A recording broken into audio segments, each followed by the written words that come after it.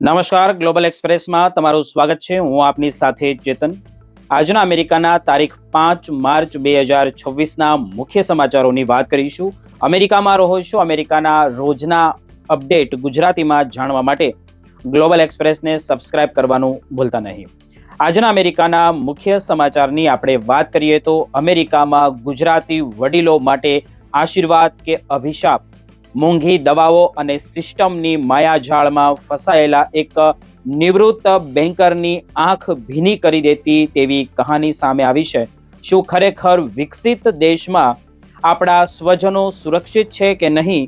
જાણો આ કડવું સત્ય અને ફાર્મા કંપનીઓની ખતરનાક રમત જે હજારો પરિવારને શારીરિક અને આર્થિક રીતે બરબાદ કરી શકે છે. આ પછીના સમાચારની આગળ વાત કરીએ તો ટેક્સાસમાં આતંકી હુમલા બાદ મોટા હડકંપ. શું H-1B વિઝા પર લાગેલા કાયમી બ્રેક? રિપબ્લિકન નેતાઓની આ વિવાદાસ્પદ માંગણીએ લાખો ભારતીય પ્રોફેશનલની ઊંઘ ઉડાવી દીધી છે. જાણો શું છે આખી હકીકત અને અત્યારે અમેરિકામાં રહેતા ભારતીયો માટે કયા કાયદાકીય અધિકારીઓનો ઢાલ સમાન ગણી શકાય અને ગભરાવાને બદલે જાણો શું છે સાચું જોખમ. આ પછીના સમાચારોની આપણે આગળ વાત કરીએ તો અમેરિકામાં જન્મેલા બાળકની નાગરિકતા જોખમમાં છે કે નહીં? પ્રેસિડેન્ટ ડોનાલ્ડ ટ્રમ્પે એક આદેશ આપ્યો અને લાખો ભારતીય પરિવારના સપનાઓ પર લટકતી તલવાર.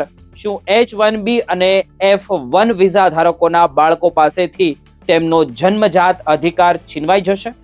સુપ્રીમ કોર્ટમાં પહોંચેલી આ ઐતિહાસિક લડાઈની તમારા ભવિષ્ય પર શું અસર થશે? જાણો આ ખાસ રિપોર્ટમાં. આ બધા જ સમાચારોની આપણે વિગતે ચર્ચા કરીએ. આપ જોતા રહો ગ્લોબલ એક્સપ્રેસ.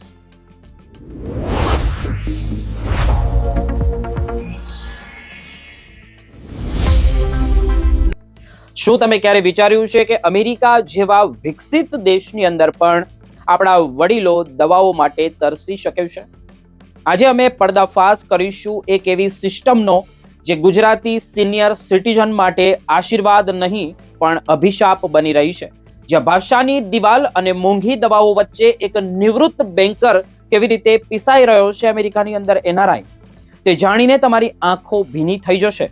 અમેરિકામાં વસતા ગુજરાતી વડીલો માટે આજે એક એવો ગંભીર ચેતવણી સમાન કિસ્સો સામે આવ્યો છે જે દરેક ભારતીય પરિવારની આંખ ઉઘાડી દેતો હોય તેવું લાગી રહ્યું છે. કારણ કે ત્યાંની જાકમ જાળ પાછળ એક એવું કડવું સત્ય છુપાયેલું છે જેમની કોઈ કલ્પના પણ નથી કરી શકતું. ખાસ કરીને પ્રથમ પેઢીના ગુજરાતી સિનિયર સિટીઝન જેઓ નિવૃત્તિ પછી પોતાના બાળકો પાસે અમેરિકા જાય છે, તેમને ત્યાં જટિલ હેલ્થકેર સિસ્ટમ એક ભૂલામણી જેવી લાગે છે અને આ કોઈ સામાન્ય મૂંઝવણ નથી પણ જીવન અને મરણ વચ્ચેનો સંઘર્ષ ગણી શકાય. એક રિસર્ચ મુજબ અમેરિકામાં વસતા દરેક ઇમિગ્રેટ્સ વડીલોમાં હેલ્થ લિટરેસી એટલે કે સ્વાસ્થ્ય સંબંધિત બાબતોની સમજણ અમેરિકામાં જન્મેલા લોકો કરતાં 81% જેટલી ઓછી હોય છે.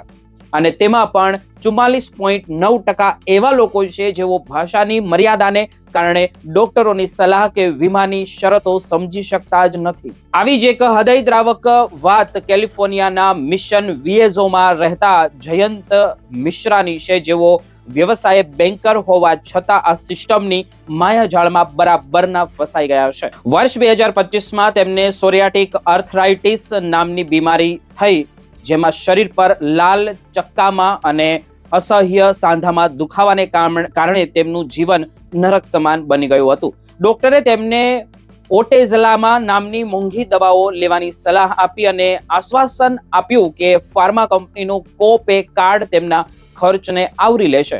પરંતુ અસલી ખેલ તો અહીંથી શરૂ થયો, કારણ કે યુનાઇટેડ હેલ્થકેર અને ઓપ્ટમ અને RX જેવી કંપનીઓએ દવાની કિંમત એવી રીતે વધારી દીધી કે જયંતભાઈને મળેલું $9,500 સહાય કાર્ડ માત્ર 2 જ મહિનામાં પૂરું થઈ ગયું, એટલે કે ખાલી થઈ ગયું. ઓક્ટોબર 2025માં જ્યારે તેઓ બીજી વાર દવા લેવા ગયા ત્યારે તેમને ખબર પડી કે 1 મહિનાની દવાની કિંમત $5200 થી વધુ વસૂલવામાં આવી છે, જેમના કારણે તેમને ખિસ્સામાંથી $441 ચૂકવવા પડ્યા. અને 2026 આવતા સુધીમાં તો પરિસ્થિતિ એટલી વણસી ગઈ કે ફેબ્રુઆરીમાં જ કાર્ડની મર્યાદા ખતમ થઈ ગઈ અને માર્ચ મહિનામાં તો વીમા કંપનીએ તેમને $4,500 ચૂકવવાનું કહી દીધું. આ આર્થિક બોજ એટલો મોટો હતો કે જયંતભાઈએ પોતાની દવાઓ ઓછી કરવાનું નક્કી કર્યું. તેઓ અડધી ડોઝ લેવા લાગ્યા અને પરિણામે તેમની બીમારી પાછી ઉથલી. આ સ્થિતિ માત્ર જયંતિભાઈની જ નથી, પણ હજારો ગુજરાતી વડીલોની પણ છે, જેઓ મેડિકેરના નિયમોમાં ફસાયેલા છે.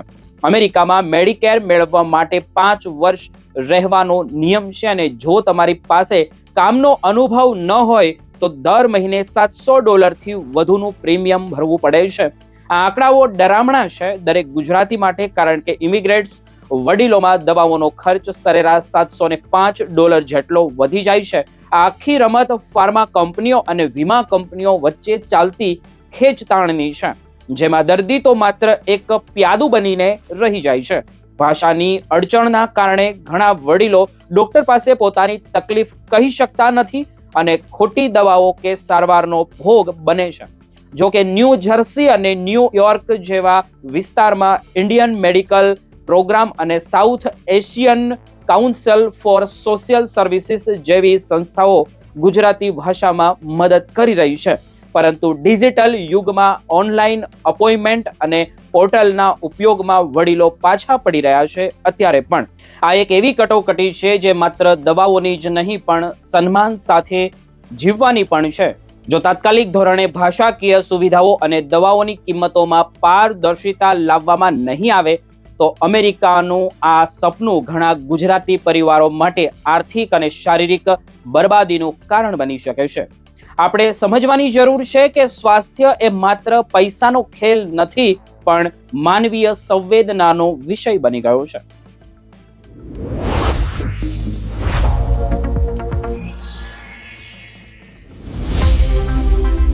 આજે આપણે એક એવા સંવેદનશીલ ગંભીર મુદ્દા ઉપર વાત કરવાના છીએ, જેમણે અમેરિકામાં વસતા અને ત્યાં જવાની ઈચ્છા રાખતા ભારતીય પ્રોફેશનલની ઊંઘ ઉડાવી દીધી છે. તારીખ 1 માર્ચ 2026ના રોજ ટેક્સાસના ઓસ્ટિનમાં જે એક કમકમાટી ભર્યા આતંકી હુમલો થયો, જેમાં કમનસીબે 2 નિર્દોષ લોકોના મોત થયા છે અને 14 થી વધુ લોકો ગંભીર રીતે ઘાયલ પણ થયા છે. આ ઘટનાની તપાસમાં જોડાયેલી FBIએ પુષ્ટિ કરી કે આ હુમલા પાછળ આતંકવાદી એંગલ રહેલો છે. પરંતુ આ લોહિયાળ દુર્ઘટના બાદ અમેરિકામાં ઇમિગ્રેશન એટલે કે સ્થળાંતરને લઈને એક નવો જંગ છેડાઈ ગયો હોય તેવું બધું લાગી રહ્યું છે. ટેક્સાસ હાઉસ રિપબ્લિકન પાર્ટી લો મેકર્સ હવે અમેરિકી કોંગ્રેસ પાસે આકરી માંગણીઓ પણ કરી છે, કે જેમાં સૌથી વિવાદાસ્પદ માંગ નવા H-1B વિઝા પર તાત્કાલિક ધોરણે ફ્રીઝ એટલે કે રોક લગાવવાની છે. રિપબ્લિકન નેતાઓનું એવું કહેવું છે કે જ્યાં સુધી અત્યારે અમેરિકામાં હાજર તમામ વિઝા હોલ્ડર્સનું સંપૂર્ણ ઓડિટ ન થઈ જાય ત્યાં સુધી નવા વિઝા આપવાની પ્રક્રિયા પર સંપૂર્ણપણે વિરામ મૂકવો જોઈએ. આ ઉપરાંત તેઓએ ડિપાર્ટમેન્ટ ઓફ હોમલેન્ડ સિક્યુરિટીને નેશનલ સિક્યુરિટી માટે વધુમાં વધુ ફંડ આપવાની અને ઇમિગ્રેશન પ્રક્રિયામાં કડક તપાસના પ્રોટોકોલ્સ તાત્કાલિક ધોરણે અમલી બનાવવાની પણ તેમણે માંગણી કરી છે. ટેક્સાસના આ નેતાઓનું એવું માનવું છે કે જો અત્યારે કડક પગલાં લેવામાં નહીં આવે તો અમેરિકાની આંતરિક સુરક્ષા જોખમમાં મુકાઈ શકે છે. હવે પ્રશ્ન એ થાય છે કે શું ખરેખર H-1B વિઝા પ્રોગ્રામ બંધ થઈ જશે? તો તમારે એ સમજવાની જરૂર છે કે અમેરિકા ઇમિગ્રેશન ફેડરલ એટલે કે કેન્દ્ર સરકારનો વિષય છે. ટેક્સાસના નેતાઓની આ માંગ એક પ્રકારનું રાજકીય દબાણ છે, કારણ કે કોઈ પણ રાજ્ય સરકાર પાસે સીધી રીતે H-1B પ્રોગ્રામને સસ્પેન્ડ કરવાની સત્તા હોતી જ નથી. વિઝા આપવાની અંતિમ સત્તા માત્ર USCIS અને ફેડરલ ગવર્મેન્ટ પાસે જ હોય છે. જે ભારતીય પ્રોફેશનલ્સ અત્યારે અમેરિકામાં નોકરી કરી રહ્યા છે તેમણે અત્યારે જરા પણ ગભરાવાની કોઈ જરૂર નથી દેખાઈ રહી, કારણ કે જો ભવિષ્યમાં કોઈ રોક આવે તો પણ તે માત્ર નવા વિઝા માટે જ હશે. જેમના વિઝા પહેલેથી જ મંજૂર થઈ ગયા છે તેમને તેની કોઈ કાયદેસરની અસર નહીં થાય અને H-1B વિઝા સામાન્ય રીતે 3 વર્ષ માટે માન્ય હોય છે અને તેને 6 વર્ષ સુધી લંબાવી શકાય છે. જો તમે સમયસર તમારા વિઝા એક્સટેન્શન માટે ફાઇલ કર્યું હોય તો 240 દિવસના નિયમ હેઠળ તમે કાયદેસર રીતે તમારું કામ ચાલુ પણ રાખી શકો છો. ભલે તમારી જે પિટિશન પેન્ડિંગ હોય, જે ભારતીય વિદ્યાર્થીઓ અત્યારે F1 વિઝા પર છે અને H1B લોટરીની તૈયારી કરી રહ્યા છે, તેમણે માત્ર સત્તાવાર USCISની વેબસાઇટ પર આવતા અપડેટ પર જ ભરોસો રાખવો જોઈએ. સોશિયલ મીડિયા પર ચાલતી ખોટી અફવાઓથી માનસિક તણાવ લેવાની જરૂર નથી. તમારા કાયદેસરના અધિકારોની વાત કરીએ તો H1B હોલ્ડર્સ પાસે જે ડ્યુ પ્રોસેસ રાઇટ્સ હોય, એટલે કે કોઈ પણ યોગ્ય કારણ વગર કે નોટિસ વગર તમારા વિઝા રદ કરી શકાતા નથી. જો કોઈના પર ચોક્કસ આક્ષેપ હોય તો પણ તેને જવાબ આપવાની પૂરતી તક આપવામાં પણ આવે છે. તમારું આ વિશે શું કહેવું છે તે નીચે કોમેન્ટ કરીને જરૂર જણાવજો.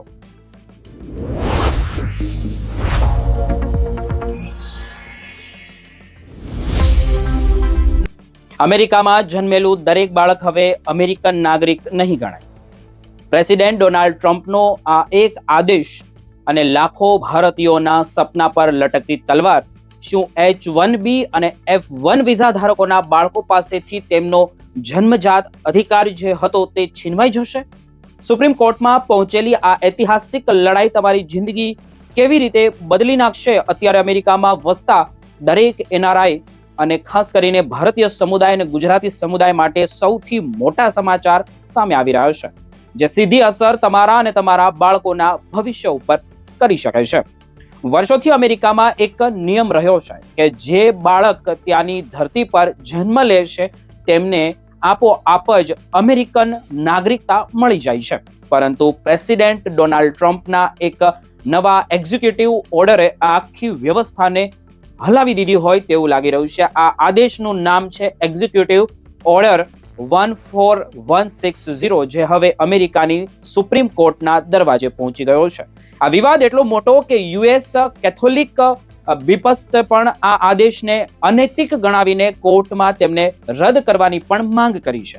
હવે આપણે આ સમગ્ર મામલાને સરળ ભાષામાં સમજીએ તો અમેરિકાના બંધારણનો 14મો સુધારો બહુ સ્પષ્ટ છે કે જે બાળક અમેરિકાના ન્યાયિક ક્ષેત્રમાં જન્મે તે અમેરિકન નાગરિક છે. પરંતુ ટ્રમ્પનો આ નવો નિયમ કહે છે કે જો બાળકની માતા ગેરકાયદેસર રીતે અમેરિકામાં હોય અથવા તો માત્ર કામ ચલાવ એટલે કે ટેમ્પરરી સ્ટેટસ માટે હોય તો પિતા પણ અમેરિકન નાગરિક ન હોય તો તેવા સંજોગોમાં તે બાળકને હવેથી ઓટોમેટિક સિટીઝનશિપ આપવામાં નહીં આવે. સૌથી મોટો ઝટકો એ છે કે આ નવા નિયમમાં H1B અને F1 જેવા લીગલ ટેમ્પરરી વિઝા હોલ્ડર્સના બાળકોને પણ બાકાત રાખવામાં આવ્યા છે. કાયદાના નિષ્ણાંતોનું એવું માનવું છે કે કોઈ પણ એક્ઝિક્યુટિવ ઓર્ડર સીધો બંધારણનો નિયમ બદલી શકતો જ નથી, કારણ કે તેના માટે બંધારણીય સુધારો અથવા કોંગ્રેસના કાયદાની જરૂર હોય છે. અત્યારે સુપ્રીમ કોર્ટના આ વાત પર જ જંગ જામી હોય તેવું લાગી રહ્યું છે કે શું આ રાષ્ટ્રપતિ પાસે આવો પાવર છે ખરો? બીજી તરફ જોઈએ તો અમેરિકાના કેથોલિક બિશપ્સે એવી દલીલ કરી કે બાળક જે ધરતી પર જન્મે છે ત્યાં જ તેની ઓળખ હોય છે અને તેની નાગરિકતા છીનવાતી એ માનવીય ગરિમાનું વિરુદ્ધ ગણી શકાય. ભારતીય પ્રોફેશનલ્સ માટે આ સ્થિતિ થોડી મૂંઝવણ ભરી પણ ગણી શકાય, કારણ કે હજારો ભારતીયો ત્યાં વિઝા પર રહીને પોતાના બાળકોના ઉજ્જવળ ભવિષ્યનું સપનું જોતા હોય છે. જો આ ઓર્ડર લાગુ થઈ જાય તો ગ્રીન કાર્ડની પ્રક્રિયા અને ભવિષ્યના ઇમિગ્રેશન પ્લાનિંગમાં બહુ મોટો અડચણો આવી શકે છે. જો કે નિષ્ણાંતો ભારતીય જે પરિવારો છે તેને સલાહ આપી રહ્યા છે કે અત્યારે ગભરાવાની કોઈ જરૂર નથી, કારણ કે જ્યાં સુધી સુપ્રીમ કોર્ટનો ફાઇનલ ચુકાદો ન આવે ત્યાં સુધી જૂનો નિયમ જ ચાલુ રહેશે. અત્યારે તમારે માત્ર એટલું જ કરવાનું છે કે તમારે તમારા તમામ વિઝા ડોક્યુમેન્ટ્સ, બાળકના જન્મના પ્રમાણપત્રો અને હોસ્પિટલના રેકોર્ડ્સને બહુ સાવચેતીથી અપડેટ રાખવા જોઈએ. ભવિષ્યમાં કોઈ પણ કાયદાકીય ફેરફારો થાય તો તમારે ઇમિગ્રેશન વકીલની સલાહ લઈને જ આગળ વધવું જોઈએ.